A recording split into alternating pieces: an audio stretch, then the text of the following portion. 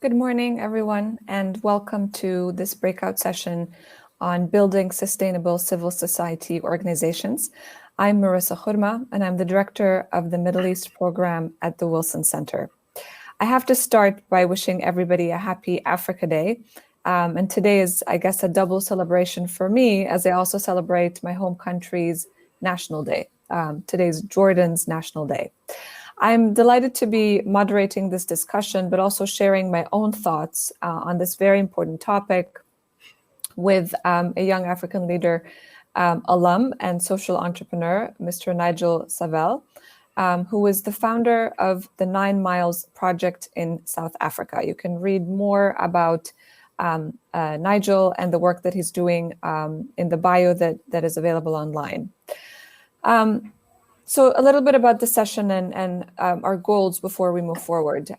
Needless to say, civil society organizations play a very important role in strengthening governance and improving the economic and social well-being of the societies they work in. They often bridge the gap between the people, the citizens, and the state, but they also complement efforts led both by the state and the private sector to address challenges, create opportunities for growth, for learning, and for progress. It is very hard work. Sometimes it feels tireless. It feels like it's tireless work, but it's also quite fulfilling, especially when you live to witness the change unfolding through the experiences of the people that you are helping and supporting in the individuals and communities who are really at the heart of this work. This session is also very timely because we've seen how in many corners of the globe, particularly the region that the Wilson Center, the Middle East and North Africa region, how civil society organizations were affected by the COVID-19 pandemic, but also how so many civil society organizations came together to also fill in gaps that the governments could not fill, how they were able to organize, connect people together, collaborate with the government to distribute food and medicine, and also deliver trainings and capacity buildings for those who had lost jobs or couldn't access services online. Now, the goals of this session today is, of course, first to learn more about what it's like to be a founder, to create and develop a civil society organization. But we really want to home in on how to build a sustainable civil society organization. We want to talk about the main elements that help build such a sustainable model. And then hopefully in my conversation with Nigel, we can also offer advice and some recommendations on how to navigate the challenges, because there are many, and they're not only financial challenges, and also identify opportunities in order to sustain civil society organizations' work. So Nigel, I'm gonna first welcome you. Thank you for joining us this morning from Cape Town. And I want to start by asking the million-dollar question. And perhaps you can tell us a little bit about your experience, which is, what are, in your experience with the 9 Miles Project, what are the key elements to building a sustainable civil society organization? Thank you so much, Marissa. So for me, the key components and elements is that you need to have governance. Good governance, a good team, a team, and networking, collaboration, and communication. Governance, you need to be in good standing with your local institutes, your government structures. You need to have audited financials, supporting documents, and all of that. And you need to have a dedicated person to actually have their eye on it at a time. Your team need to be servant leaders, right?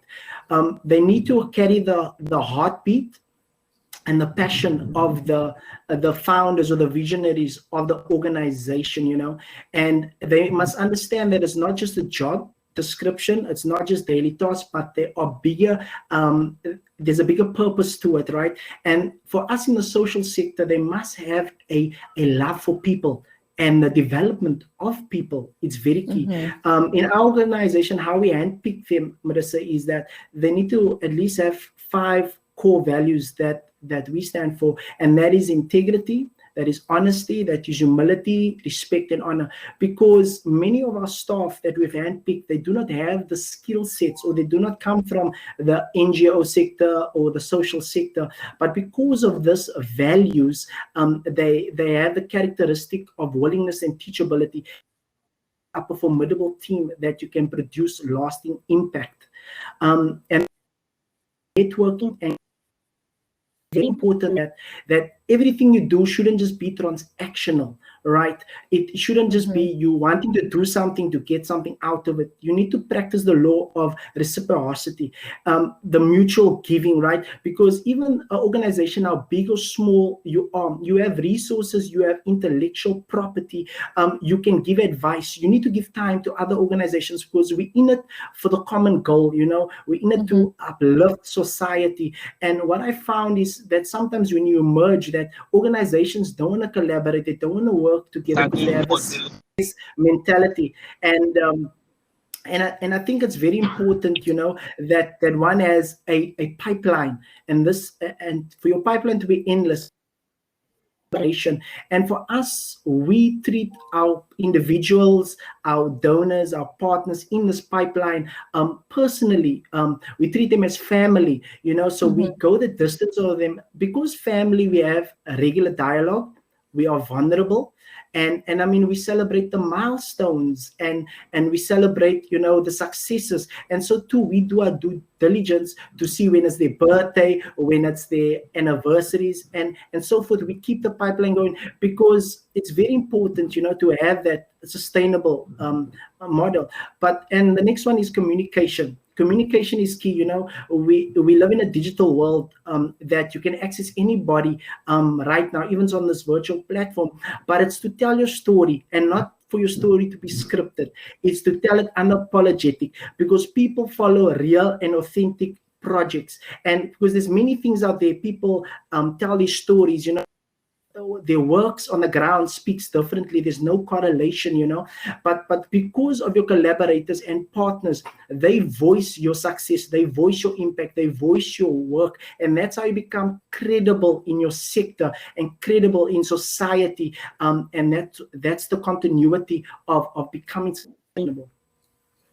Thank you so much, Nigel. This is truly enriching and very inspiring. You hit all the notes that I had prepared from my own experience, also working in the civil society sector in Jordan, but also monitoring the work of other CSOs across the region. I think I want to sort of go back and also zoom into the different elements. The first thing that I heard from you, which I think is spot on, is the importance of developing your people.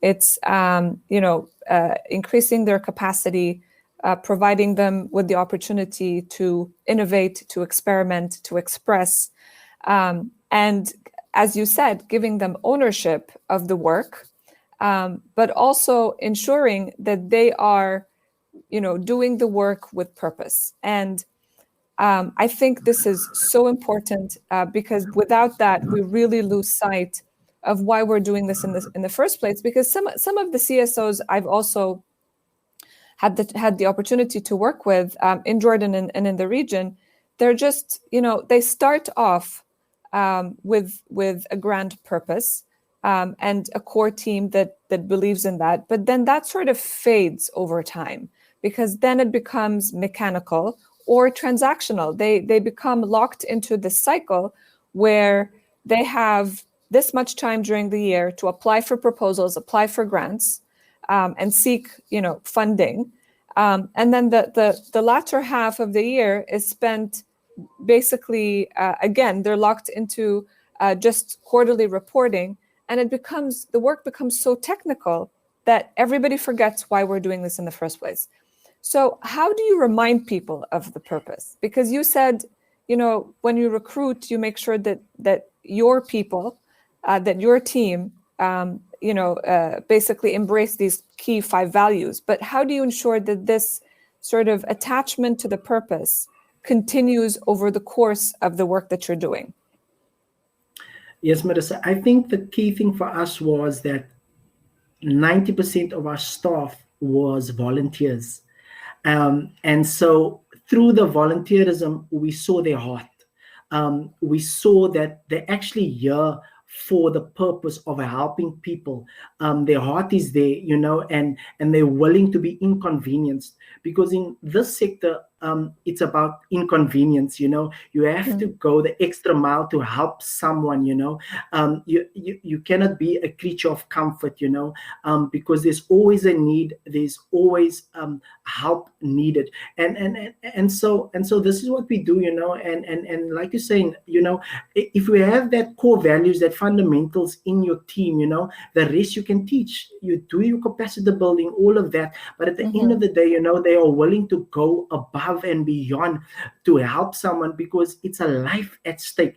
And just like you mentioned in your open comments, is that to see that life unfold and become beautiful, you know what I mean? To see that transition and the development, there's no money that is worth that transformation, and you're witnessing that, you know what I mean? And that life has the impact to enrich and touch so many other lives. And I love this ripple effect about these things that we do in society. And you just reminded me of also another element that I think sort of we tend to forget when we're in the social sector, which is, and I had this issue, when we report on the results or the outcome or the impact in line with what donors want, we often get stuck in the metrics. How do we measure the work that we're doing? And I think there's no better way to measure this work other than the stories of those individuals and communities that have been touched by the work that you do. And I always, I've worked with AID funded projects in Jordan, and I said, look, we had a monitoring and evaluation expert. I'm like, you do the metrics, give me the metrics, and then I want to find the stories behind these numbers. And what I did was I went to all the trainees that, for example, were part of different capacity building workshops. I talked to them. I tried to highlight, for example, what women were doing, what youth were doing. And those were the stories at the end of the day that are so difficult to capture in a perfectly neat M&E system. But like you said, those are the stories that keep the work going. So how do you ensure that these stories are told and retold in order to see this ripple effect? Yeah, I think any person can relate life. And so with our funders and our donors, before we actually engage with them, we let them know this is not going to happen overnight. It's going to take a time. And they must know that expectation, that if they're going to get involved with us, that it's for a long time, and they must be willing to commit to that. If not, and then they could maybe find another organization that's short term with the outcomes is short and stuff like that. But for us, we put it straight out there, Marissa, to say that this work is a long-term work. But you know what, more beautifully, for us, we want our partners, our donors, individuals to fall in love with our project. So we always invite them out to our project. We go visit them with our beneficiaries. We go visit them with the youth, with the people that has a success story, and they tell their story there. They meet the person, and or sometimes we tell them that was the person whose life was changed, and they said, you know what, I didn't know the person comes from this social economic background. For them, it's amazing. So that's what we kind of do is to bring it close to home, is for them to come out, because anybody can send a nice proposal, and you're right, the matrix is there and everything, evaluation, the reporting is all there, and it's needed. But what people connect with is the success story, a real life story. You know what I mean? And yes, they can see the numbers, they know the work you're doing, but when they hear the testimonies, it's that's what strings the heart. That's what touches them. That's what says, you know what, my small contribution here is making a big difference here, regardless if it's for a tax benefit or anything. I'm going to be committed to this project. Yeah, thank you for that. So one other point you mentioned was collaboration, and I understood from your intervention on that is that you don't just mean that you're ensuring collaboration from within the team, but that you're also collaborating with other CSOs in the field, rather than competing. Of course, the social sector, just like the private sector, also witnesses quite intense competition, because a lot of CSOs are competing for the same resource pool, particularly financial resources. So how do you do that? How do you collaborate with others when you know that you're also competing for funding with them? And how do you encourage others to also collaborate? Yeah, I think we bring it down to your purpose, your why, your identity, and that although we look similar, we are very different. It's just as each one has a fingerprint, it's different from everybody else's. And so the thing is that, as the proverb says, many hands makes the work light. And so in your community, you do your community mapping, and although you overlap many a times, there's many, the organizations got to offer variety, uniqueness. There's difference there. Maybe we don't have the parent trauma counseling, or maybe we don't have this facility or this resources or so forth. And so what we do, we sit amongst each other, we say what we have and what we don't have. And then we say, and this are because sometimes we are servicing the same beneficiaries, Right.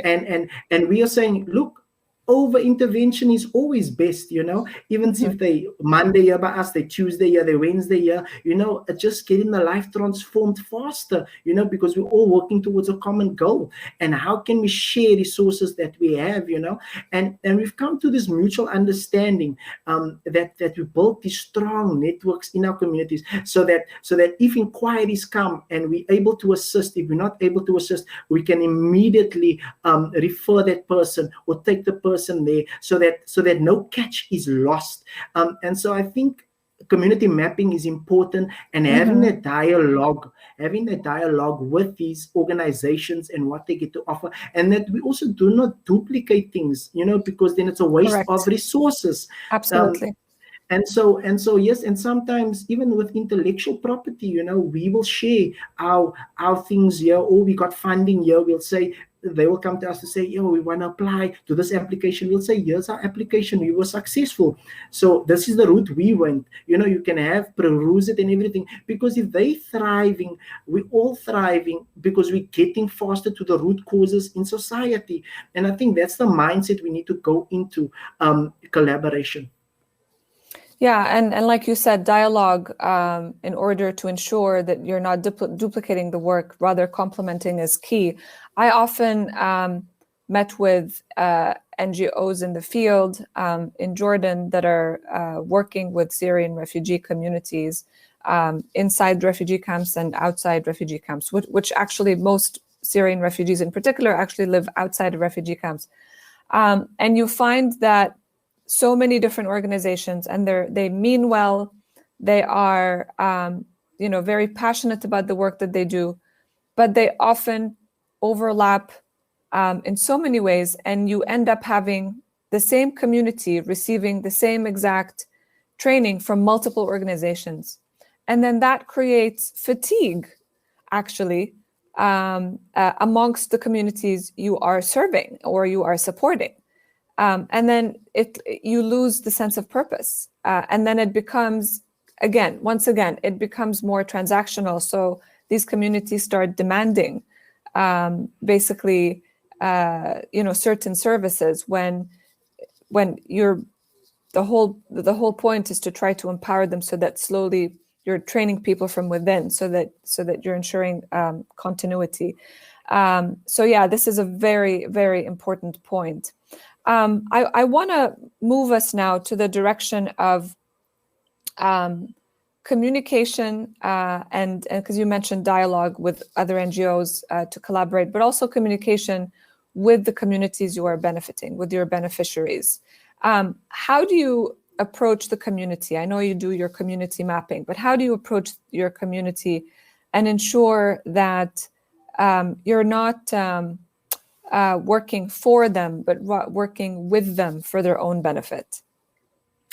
Yeah, I think, when we first started, Marissa, we found a trustworthy person that worked in the community and asked them to make an introduction to us. And when we first went there, we just really went to get to know their story and see how we can assist them. So we done a full community, a family needs analysis, because every one of them just didn't land up there. We work in the informal settlements in these townships, but everyone had a story. And I think when you hear their story, you can extract what could be the solution to their problem, the root cause, and being willing to actually listen, and then you can start developing your programs to assist them effectively.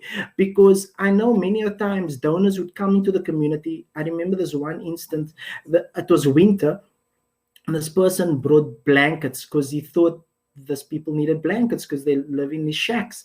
And but the people sold the blankets, and this donor was furious. But what the donor didn't realize, they didn't engage the organizations that were working there, and they thought they knew the needs of the people. But actually, if you go into their houses, they have 20 blankets stacked up, but they don't have food, they don't have proper roof sheets, so their house is getting wet. They don't even have a 2-plate stove. They have so many other needs, and so that was important to get to understand the community. And then once the community, because they don't trust you at first, no, you need to first prove yourself. You need to first prove yourself. And so when they see you really there for their children, for them, and you're wanting to affect change, now they start, they're willing to work with you. So if there's gangsterism, if there's drug lords, if there's all of these things, they realize you're here to effect change, and they start helping you in bringing about that change. They start facilitating certain things. They start creating committees. They start, so what happens is your programs that you want to roll out becomes easier, and there's less resistance, and that's how you can get to work much more faster and better done.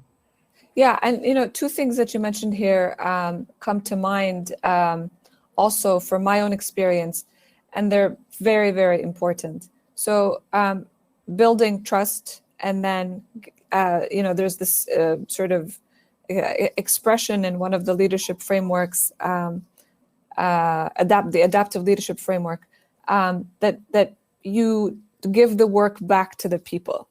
And that's how they feel a sense of ownership of the work. And then, like you said, they become facilitators, they become part of it. And then eventually they will maybe even join your team and become part of the effort itself. And there's nothing more empowering than feeling that you can give them the tools, and then they will be able to be part of the work that you're doing.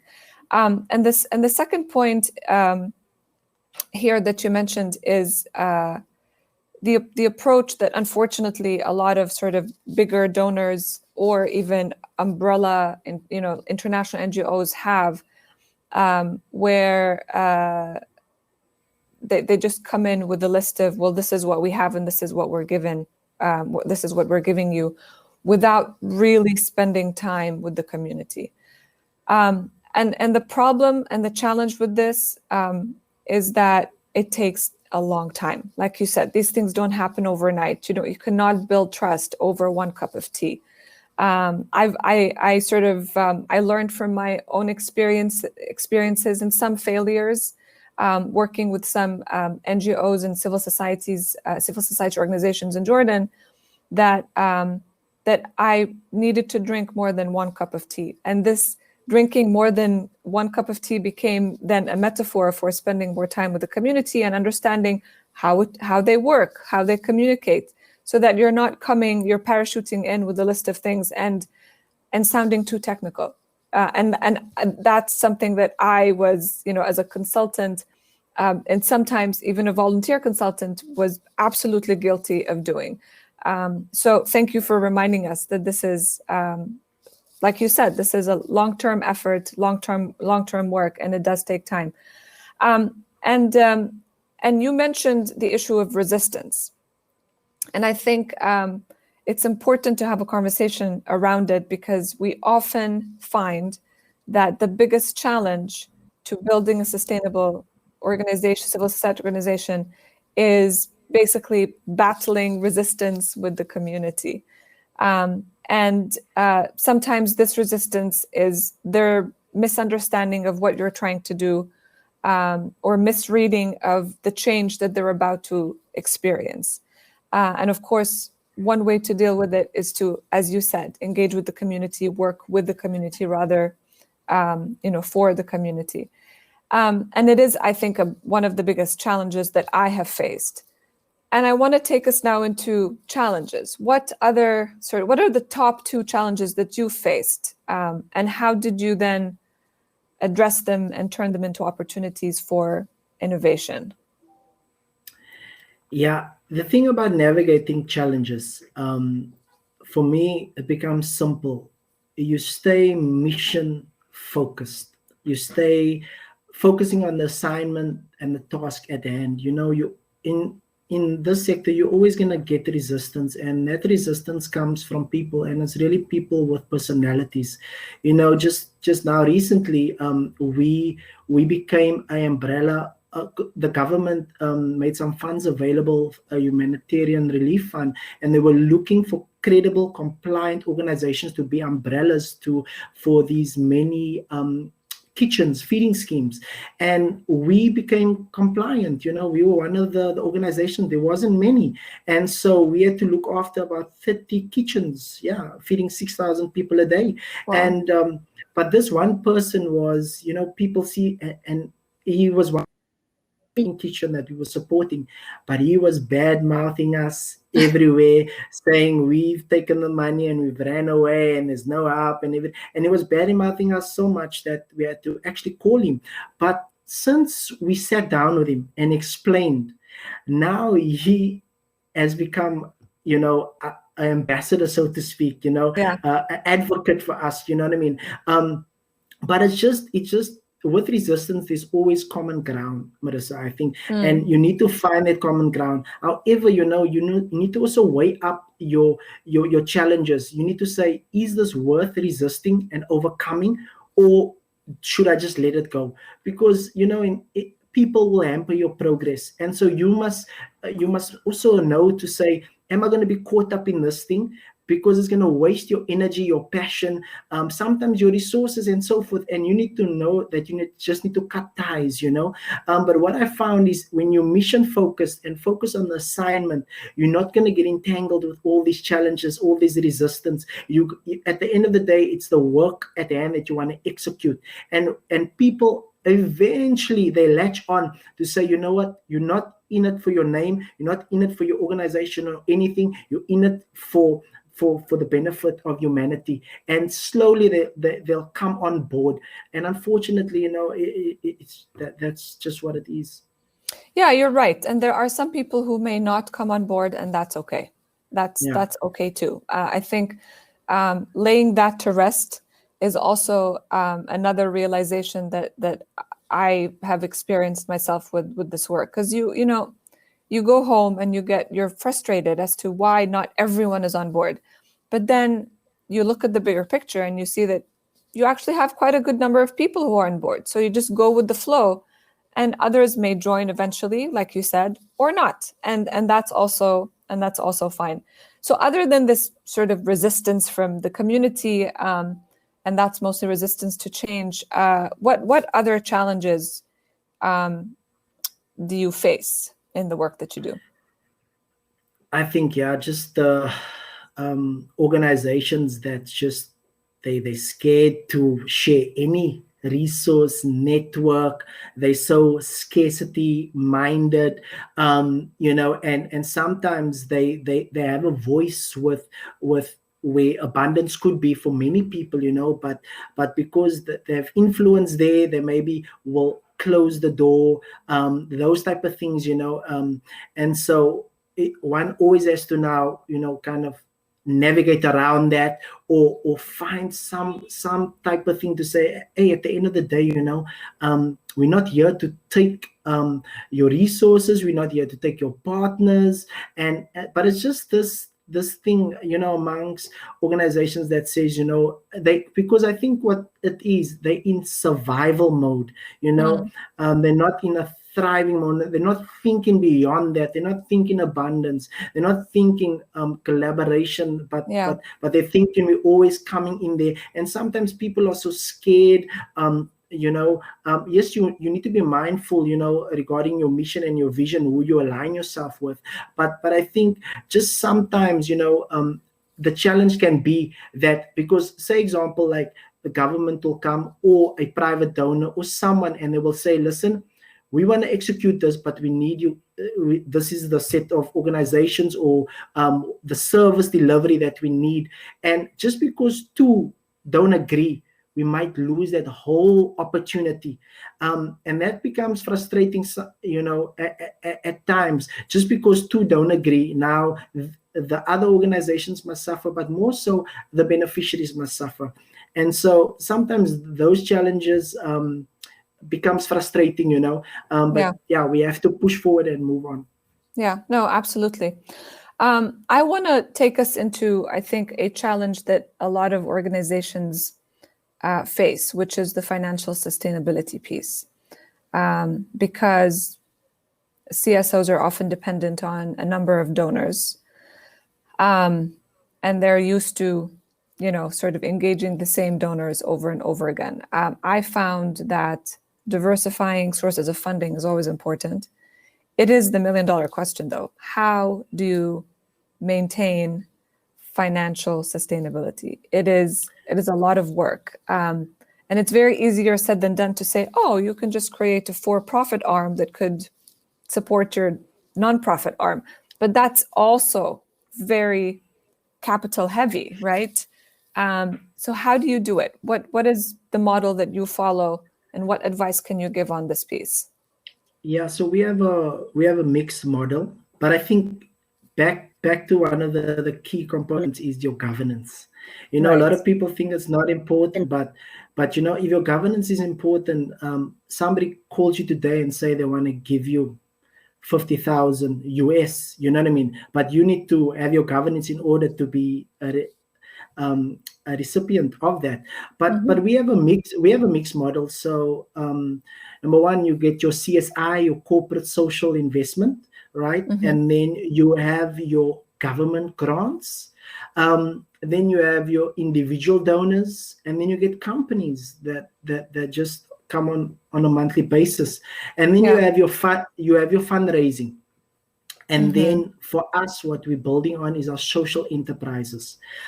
So we have multiple social enterprises contributes to our operations, because many funders, they do not want to fund salaries, stipends, wages, fuel, and those things. And that's really the heaviest kind of cost, you know what I mean? Because to be sustainable, because you need a team to. Yeah, you need your people. That's key. You need your people, you know what I mean, for the impact. And so it's a mixed model that we have, and what we try to do is that we break ours down in chunk sizes, so that we don't go for donor fatigue, right? We don't go to the same donor all the time. So we try to get a big pool of people, but also I think in this sector, a lot of people is always looking at the financial component. Many people got other resources and other capital that is much more beneficial, because we don't understand that donations in kind is also a big thing, somebody sponsoring you a office space, You don't pay rental. Somebody offering you to fix your vehicles quarterly or stuff like that. And so you need to break these things down, chunk sizes, and so that's what we do. And especially in the fundraising, we break our fundraising down to the man on the street that can support. Because I think the thing is, people want to get in grassroots, and people want to get involved, but they feel their contribution is not going to do much. So what we do, Marissa, is that we make the least to the biggest feel as important, and I think we and so that's what we do. We know key people sponsoring key things. So we have a fundraising committee, a team, and they will look for your government grants, they will look for your corporate social investments, and so we do that. But you know what, besides the donor directory that comes out every year, people refer people. And so for us, the main thing is getting as much people to come to our organization to volunteer. We tell them the story, we meet with them, and that's it. If you tell your story and people fall in love with your story, they will start telling your story, and then people will start contacting you to wanting to give funds to you because of your work. So sometimes you get so caught up in this our funding cycles and all of those things, that we say, no, there's no money here, or there's no, I'm telling you, there is funds, there's resources. And sometimes you mustn't just look at, this person, we're not getting hard cash.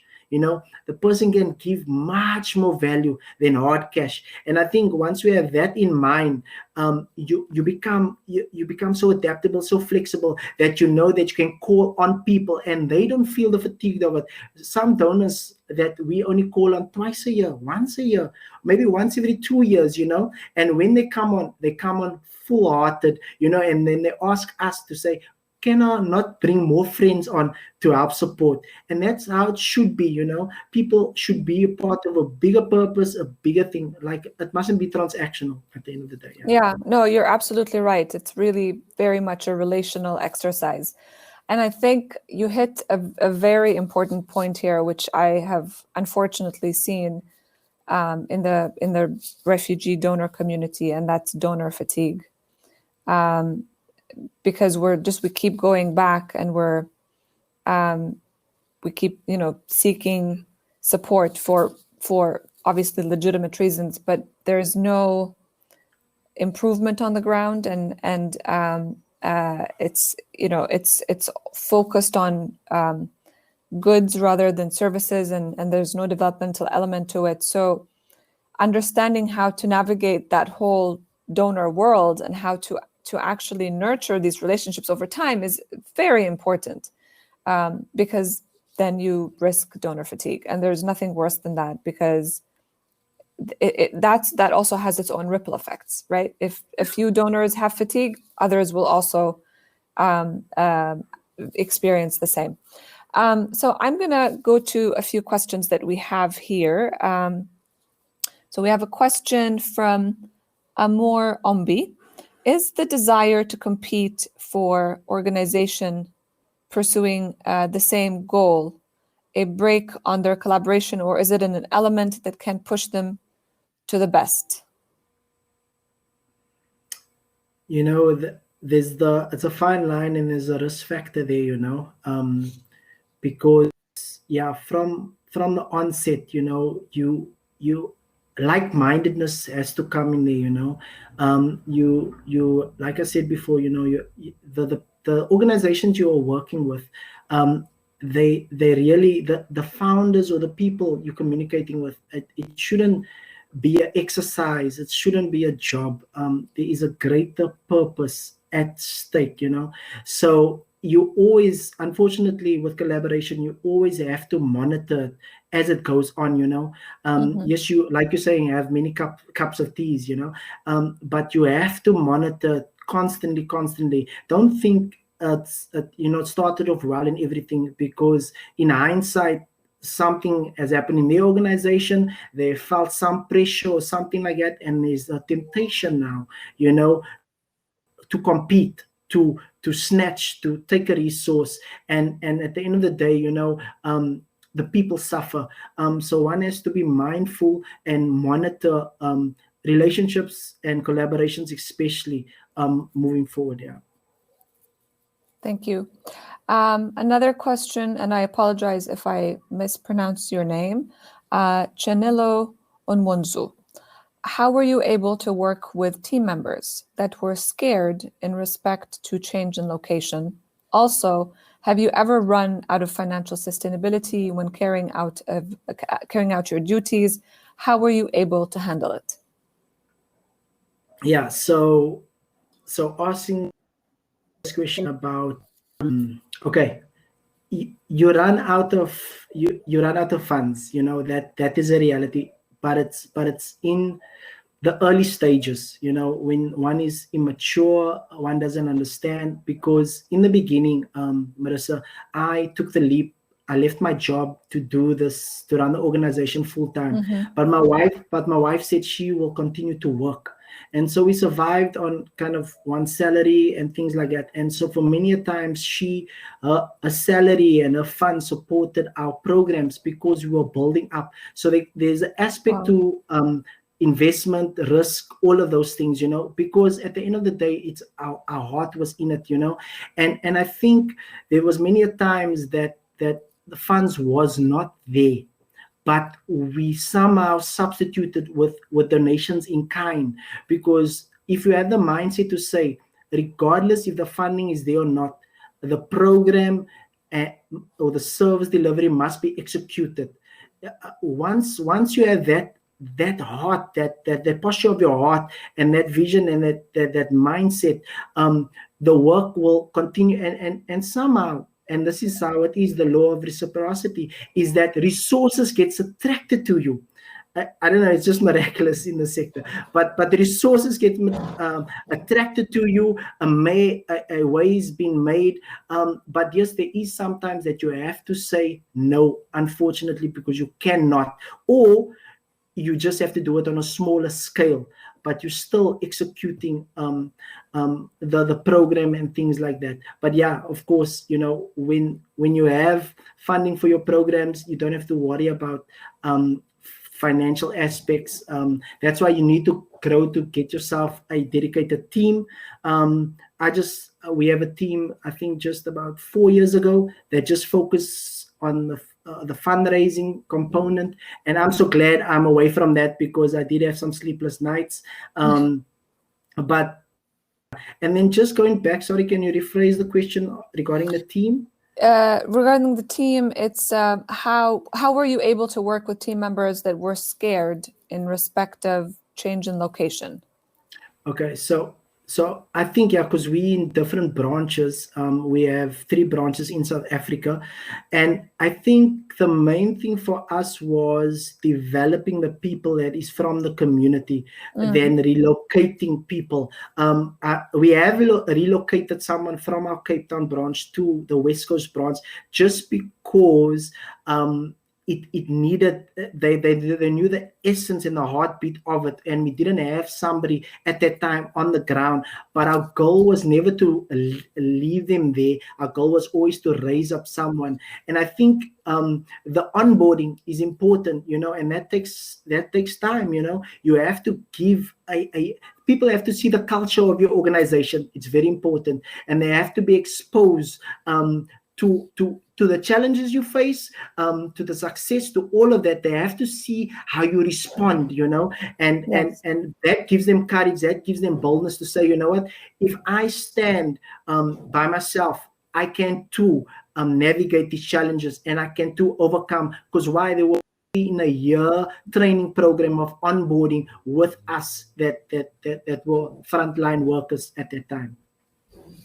Yeah, this is very important, as you said, that if you do bring people from your main branch to other branches, that their work is temporary, because they're there to just ensure that this branch is running by itself on its own feet, and being led by the community itself. And again, going back to the whole issue of developing your people, empowering them, and ensuring that there's ownership in the community. We have a lot more questions coming in, so I'm gonna go to them. I think one question that I think came from different people that I'll just sort of address is about getting funding from the U.S. government more broadly. Whether it's AID or other donors. How do you address that? What is your experience? Actually, we haven't applied. We haven't accessed. I think from that as yet, because I think it's important to know your capacity sometimes. I remember in the beginning of our organization, a big corporate here in South Africa wanted to fund us and wanted us to scale, and we said no. Because we realized the importance of building slow but building strong. If we had to take on that donor at that time, that funding at that time, we wouldn't have lasted. And also we would have diverted from our vision. We would have mission creep and all of that. We haven't accessed it as yet, although not to say that we don't want to access it. I think a time will come that we will access the funding available. But however, our reach in the States, we've had many people there in the States funding us, individuals, companies.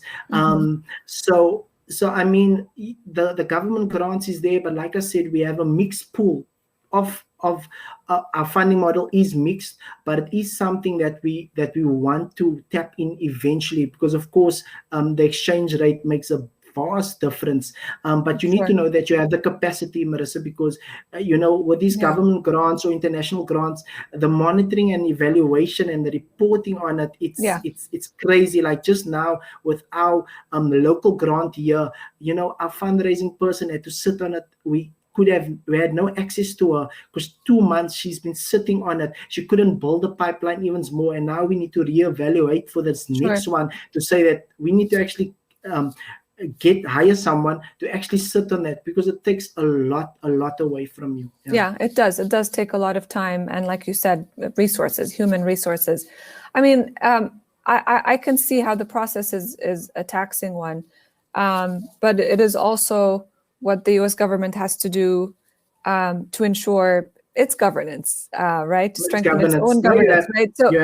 So it's sort of, but it's a good question to discuss maybe in more detail, because, and we won't get into it now, but I think it's important, because how do smaller organizations basically apply for these grants without it taking up so much of their day-to-day and affecting the work that you're doing on the ground, which is the whole purpose, right, behind your CSO. We have tons of questions on the financial sustainability, on income-generating activities such as a restaurant or a cafeteria. Is that something that you have done or you advise to do? And then how do you supply previous year finances when you are a startup? So I just want to put them all together, because you talked a little bit about your mixed model, but perhaps zoom in a little bit on the income generating part.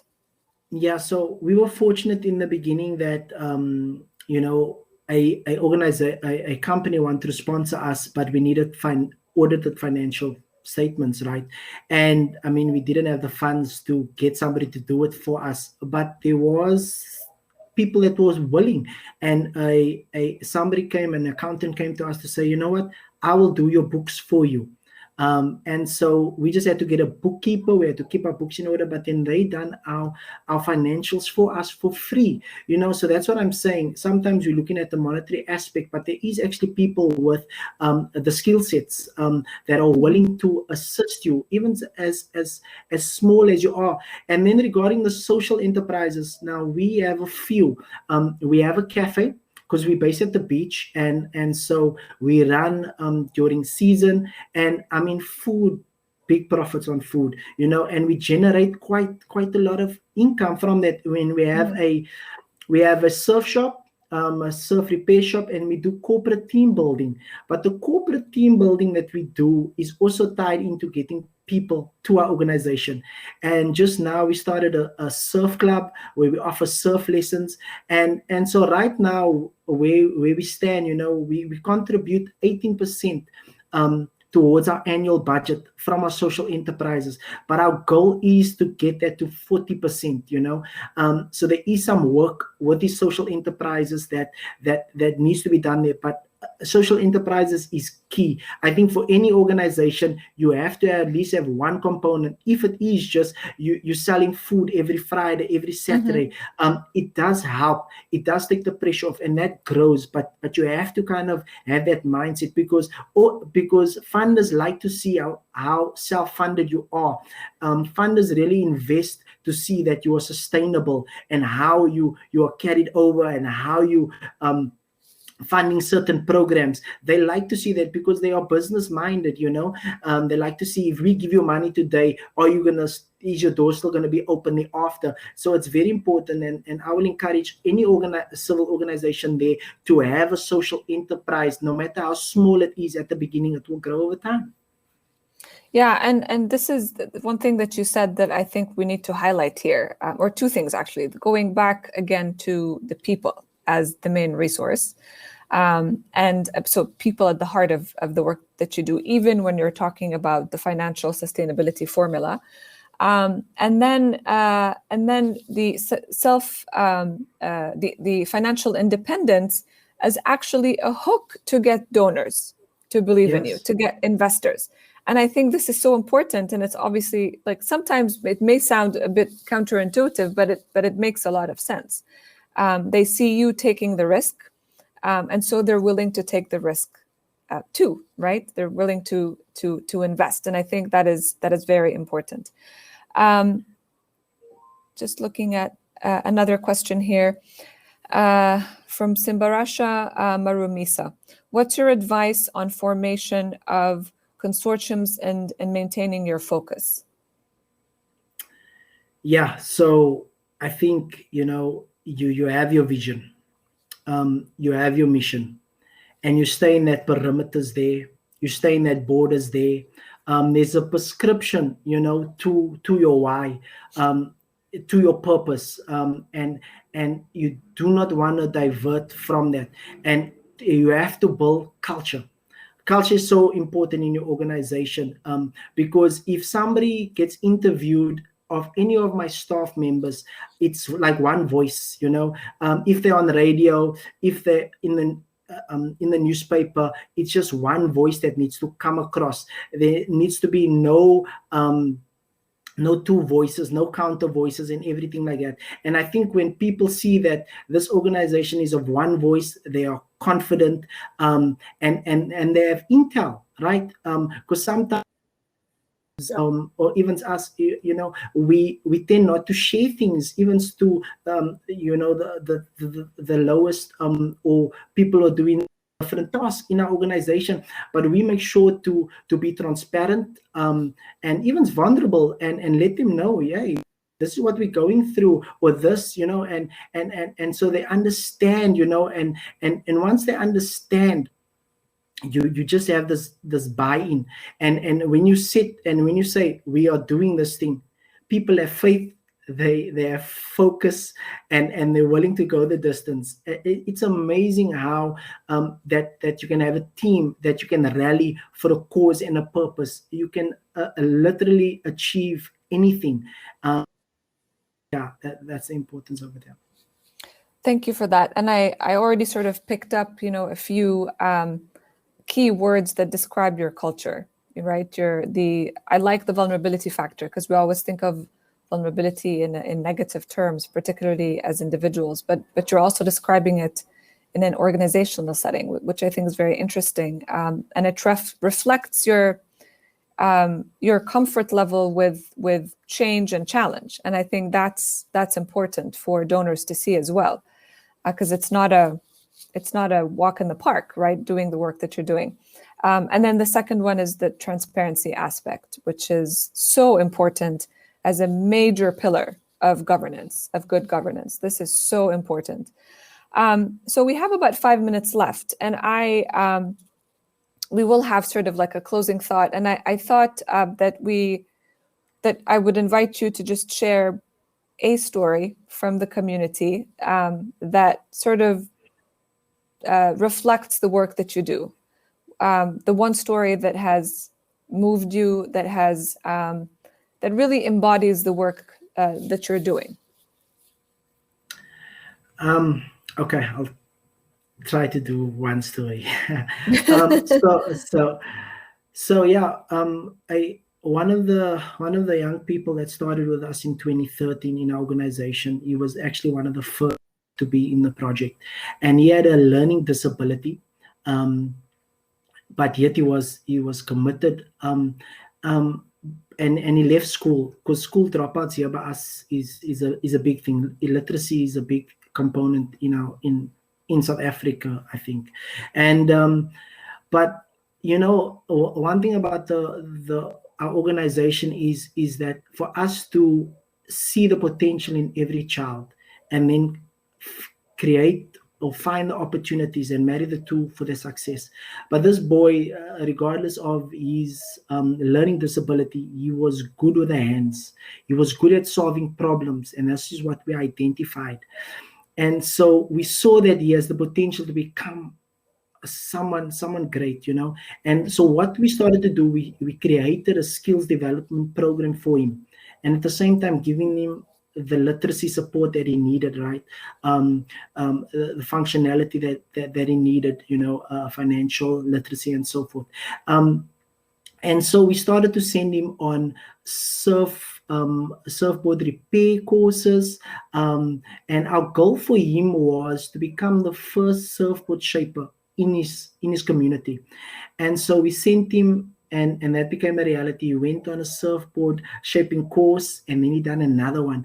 But he came to such a brilliance of understanding what goes into this, and he put a special mark on his own thing that later on he has become an employee of the project. But not just that, now he's gone through all the life skills lesson, all the training that we've done, and he developed into a mentor, right? And so he's developed into a surf coach. But not just that, he actually heads up and manages and runs our social enterprise.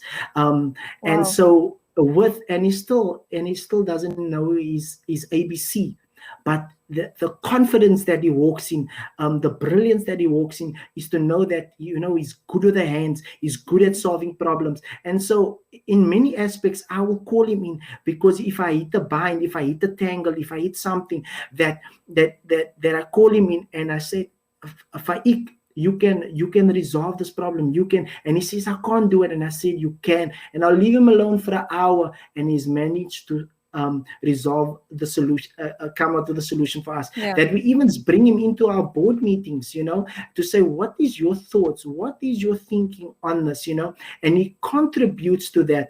And so for him, it was to make him sustainable.